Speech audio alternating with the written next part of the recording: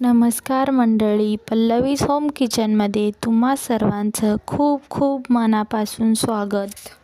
आज आपण हिवाळा विशेष रेसिपी बघणार आहोत। चला मग या सोप्या आणि साध्या कृतीला सुरुवात करूया। सगळ्यात आधी इथे मी अर्धा किलो आवळा स्वच्छ धुवून आणि सुती कापडाने पुसून घेणार आहेत। हा मोरावळा आपल्याला वर्षभरासाठी स्टॉक करून ठेवायचा आहे। सगळ्यात आधी आता आपण अशा प्रकारच्या खिसणीने हा आवळा खिसून घेणार आहोत। आवळा खिसताना काळजीपूर्वक खिसून घ्या, कारण या आवळ्यामध्ये आत एक बी पण असतो। फक्त आपल्याला आवळ्याचा वरचा भाग खिसून घ्यायचा आहे आणि बी वेगळा करून घ्यायचा आहे। आता मोरावळा करण्यापूर्वी आपण एखाद्या कप किंवा वाटीच्या मदतीने हा मोरावळा मोजून घेणार आहोत, ज्यामुळे तुम्हाला साखर किती टाकायची याचा अंदाज येईल। या कपाने मी जास्त प्रेस न करता एकदम हलक्या हाताने आवळा भरून घेत आहे। बघू शकता तुम्ही, साधारण इथे 4 वाट्या आवळ्याचा खीस भरलेला आहे। तसं मी साखरेचं वजनी प्रमाण पण सांगणार आहे। आता लगेच आपण पुढची तयारी करून घेणार आहे। आता गॅस चालू करून एक जाड तळाची कढई घेतलेली आहे। शक्यतो स्टीलचंच भांडं वापरा आणि त्याच्यात 2 चम्मच इतकं तूप टाकून घेतलेलं आहे। आता लगेचच आवळ्याचं खीस मोजून घेतलेलं आपण कढईत टाकून घेणार आहोत आणि पाणी आटेपर्यंत हा खीस आपल्याला परतून घ्यायचा आहे। यामुळे आवळ्यातील तुरटपणा थोडं कमी होतो आणि तुम्हाला तर माहिती आहे आवळा आपल्या शरीरासाठी किती गुणकारी आहे। केसांसाठी, चेहऱ्यांसाठी, आपल्या स्किनसाठी।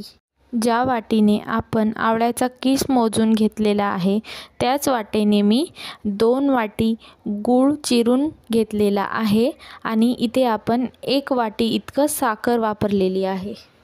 तुमच्या आवडीनुसार तुम्ही संपूर्ण गूळ किंवा संपूर्ण साखर पण वापरू शकता।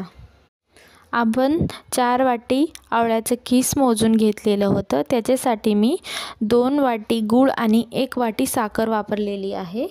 आता गूळ आणि साखर थोडं याच्यात मुरलेलं आहे। आपण याच्यात 2 दालचिनीचे तुकडे आणि 4-5 लवंग घालून घेणार आहोत आणि 1 चम्मच इलायची पावडर पण टाकलेला आहे। आता लगेच याच्यात आपण अर्ध्या लिंबाचा रस घालून घेणार आहोत।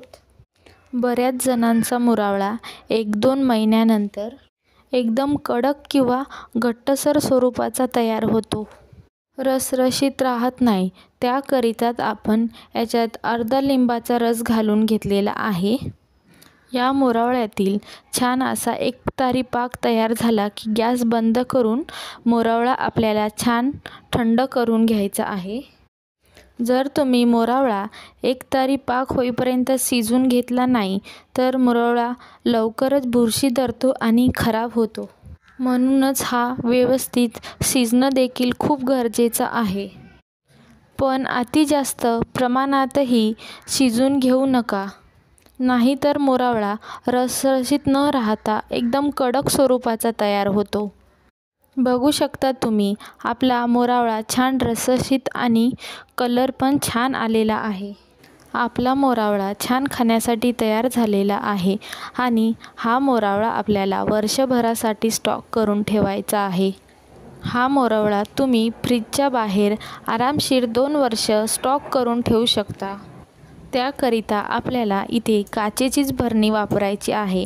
काचेची भरणी स्वच्छ धुवून 1 तास उन्हाला लावायची आहे। काचेची भरणी नसेल तर तुम्ही चिनी मातीची भरणी देखील वापरू शकता, परंतु आवळा स्टोअर करताना प्लास्टिक, स्टील किंवा पितळ भांडे वापरू नका, त्यामुळे भांडी खराब होऊ शकतात।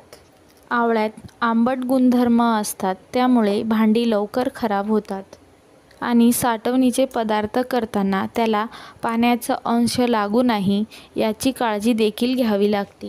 आणि व्हिडिओ थोडा जरी आवडला असेल, व्हिडिओला लाईक, शेअर आणि चॅनलला सबस्क्राईब करायला विसरू